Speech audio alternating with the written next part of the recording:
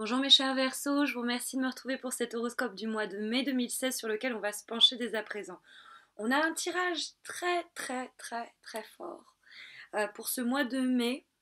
Je pense que ça va être pour pas mal d'entre vous un mois où va avoir un cycle qui va se terminer et un autre qui va commencer. Alors forcément, la transformation passe aussi par la souffrance entre guillemets, c'est-à-dire qu'il y a un petit peu comme si vous aviez un peu les peaux de serpent, si vous voulez, on s'en défait, donc quand ça s'arrache, c'est pas plaisant.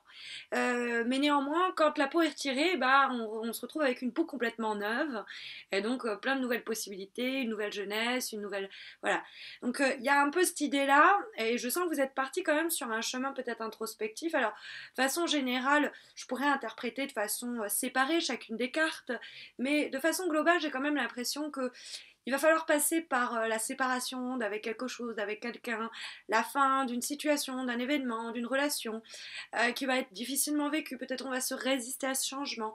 Mais néanmoins, il va falloir passer par ça pour renaître et recommencer une nouvelle phase, peut-être plus solitaire cette nouvelle phase, peut-être ça nous dit qu'il va falloir se séparer de notre cher aimé, cher et tendre partenaire pour pouvoir renaître à soi-même et commencer une période de célibat, mais qui nous sera nécessaire. Ça peut être après beaucoup plus matériel, c'est-à-dire qu'on doit s'éloigner des personnes que l'on aime pour des raisons professionnelles et commencer, on est lancé dans des recherches, dans un projet, etc., qui va nous éloigner et nous isoler du monde.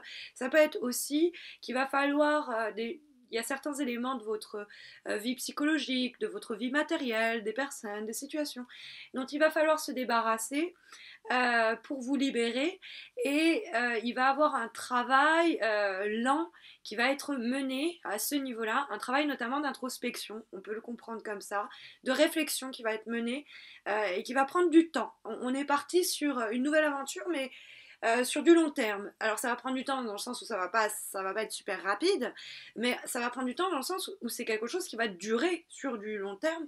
On est parti sur un long voyage, quoi. Alors quand je dis voyage, c'est un nouveau cycle, hein, et le cycle, comme on est à son aurore, sur le point de démarrer, il a une longévité qui est pleine et donc qui est longue.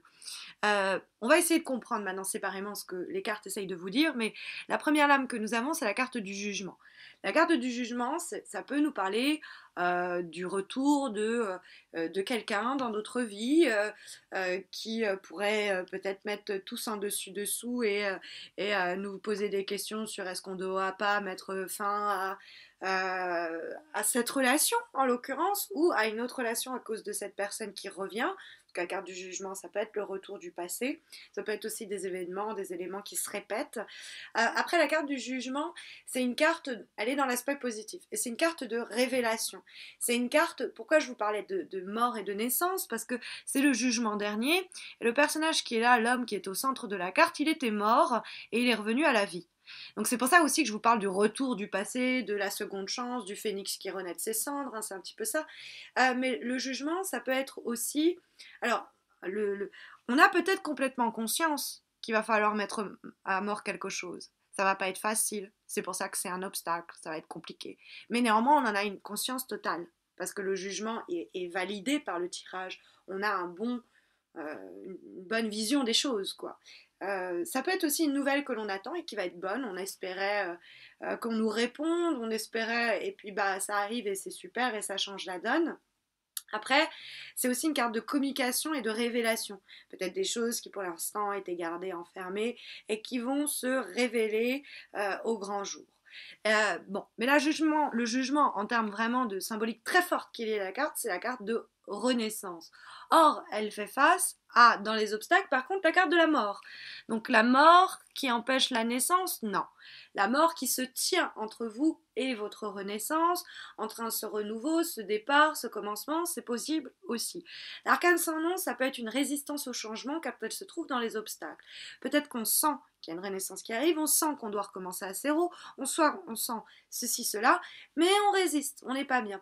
Après, peut-être qu'il y a tout simplement un passage de déprime, il y a un passage de découragement, on va pas se plaire du tout où on est, on aspire justement à se débarrasser, à renaître professionnellement dans une nouvelle carrière, dans une nouvelle relation, dans une nouvelle situation, Mais avant que cela n'arrive, puisque les choses semblent prendre un peu de temps dans ce tirage, avec la carte de l'ermite qui donne la tendance majeure à ce mois-ci, et l'ermite c'est le vieux monsieur, il va pas très vite, on pourrait pendant un certain moment du mois de mai être mélancolique, être défaitiste, c'est une carte où on peut déprimer et se remettre en cause, ou peut-être s'entêter dans une voie qui n'est pas bonne pour nous. Et on est là et on continue, en fait on tape contre le mur, quoi. On se rend pas compte qu'on s'entête dans une situation qui ne va rien donner, quoi. Alors, il y a un côté, ça peut être de la déprime, je vous le dis franchement, ça peut être de la déprime, on est plutôt pessimiste, quoi, voire fataliste, hein, peut-être, comme dirait Arletty, fatalitaire. Mais si vous voulez, la carte de l'arcane sans nom dans les obstacles, que ce soit dans le domaine professionnel, ça peut être vraiment l'arrêt d'un emploi, ça peut être dans le domaine d'une relation, une séparation, ça peut être un passage de déprime, quelque chose qui se termine mal ou qu'on n'arrive pas à terminer. Mais néanmoins, je sens que le tirage dit ça va être difficile, mais ça va être néanmoins inéluctable. Puisque au-dessus, en plus, on a la carte du battleur. Lui, c'est la renaissance, lui, c'est le nouveau-né. Hein, lui, c'est la première lame du tarot de Marseille et c'est le commencement, c'est le début, c'est l'origine, c'est le départ, c'est le démarrage, c'est le bébé, c'est le nouveau-né, c'est le bébé. Donc on a la renaissance dans les aspects positifs, la mort dans les aspects négatifs, parce que de la mort, de la renaissance, c'est de la mort qu'elle dépend, donc il va falloir mourir pour renaître, entre guillemets. Et puis on a la naissance, vraiment la vie qui se déroule en face de nous. Donc le battleur, c'est une nouvelle rencontre, un nouveau départ.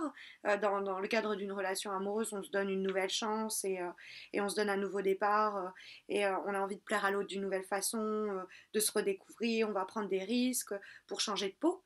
Dans le domaine professionnel, ça peut être des possibilités d'embauche, des initiatives, on va emprunter des voies nouvelles, on va oser, ça va marcher. C'est les choses qui étaient jusque-là confuses et qui vont prendre forme. Donc il y a cette idée de quelque chose qui émerge. Et puis derrière, parce que ce sont toutes des cartes très rapides. Et puis on a l'ermite, qui est une carte super lente, qui est une des plus lentes du tarot de Marseille, et qui va nous parler plutôt de connaissance de soi, découverte de soi-même. C'est une carte où on va s'isoler peut-être même des autres et du monde, parce que l'ermite, c'est quelqu'un qui a besoin pour comprendre ce qui lui arrive, comprendre la période par laquelle il passe, laquelle il traverse, de se recentrer, et se recentrer passe par une nécessité de prendre le large, de ne pas être distrait par, on va dire, le quotidien, donc de fermer la porte de son appartement et de se retrouver tout seul ou de son chez-soi. Ça peut être une période où on va se lancer dans un projet seul. Alors ça ne veut pas dire qu'on va être seul au monde, ça veut dire que ça, on va le faire tout seul, parce qu'on a ce démarrage. Hein.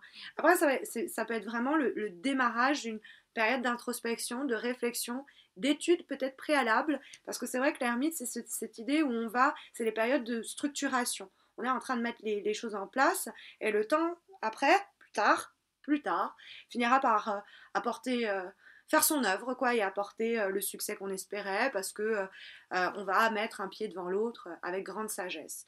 Donc les événements ont l'air d'être importants, ils doivent être gérés avec une grande sagesse et pas sur des coups de tête, un pas l'un après l'autre, mais le battleur nous dit qu'on est prêt à se lancer, à prendre des décisions, à entrer dans ce nouveau cycle qui va peut-être passer par une forme d'indépendance, notamment. Alors on a une 5e carte de synthèse qui m'a fait énormément sourire. Je me suis dit, purée, le tirage n'a cesse de se répéter, puisque nous avons Rebirth. Alors, Rebirth, en anglais, ça veut dire renaître, la renaissance. Donc je me suis dit, purée, waouh, waouh, waouh, waouh. Donc il s'agit en fait du 10 d'épée. Je vous invite pas à aller regarder la carte sur internet, parce qu'en fait ça c'est c'est une carte du tarot en fait, au Shozen, et c'est une relecture du tarot de Marseille, des lames mineures et des lames majeures. Le 10 d'épée, c'est pas une carte qui est facile. Alors on va laisser ça de côté, mais c'est encore une fois la carte de la mort, la carte de la défaite, la carte de l'impression qu'on nous a planté des couteaux dans le dos, etc. Donc c'est une carte qui est pas difficile, qui est pas facile, mais là on est dans le tarot Shozen, c'est pas ce que nous dit au Shozen avec la carte Rebirth. Alors ça en fait c'est une illustration sur cette carte de la conscience telle que définie par Nietzsche, ainsi par les Zarathustra. On a le camel, le chameau là, qui est un état de la conscience un peu amorphe. Puis on a le passage du lion, qui est lui, il sait tout, il est victorieux, la conscience un peu trop sûre d'elle. Et puis enfin on a l'enfant, qui est la soif de savoir, le fait de toujours être étonné. C'est une carte qui nous dit que peu importe l'état dans lequel on se trouve, qu'on soit dans l'état du chameau un peu endormi et un peu dépressif, ou qu'on est comme le lion en train de rugir et d'être rebelle, il faut...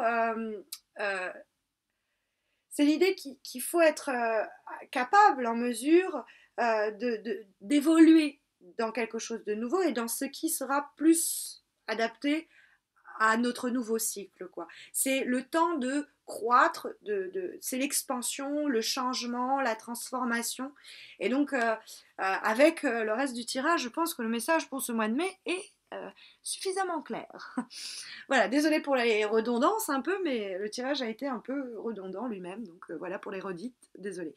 Alors c'est aussi l'occasion pour moi de vous signaler que si vous voulez un tirage personnalisé gratuit, vous pouvez me suivre sur Facebook, j'organise chaque mois un concours pour justement vous permettre de remporter une guidance personnalisée. Et puis aussi, je vous invite à vous abonner à ma chaîne YouTube si ce n'est pas encore fait, ça vous coûte rien, et puis moi ça m'encourage à continuer à faire ce que je fais. Vous êtes pratiquement près de 5000 à me suivre aujourd'hui, et voilà, c'est super motivant, quoi. Je vous en remercie d'ailleurs.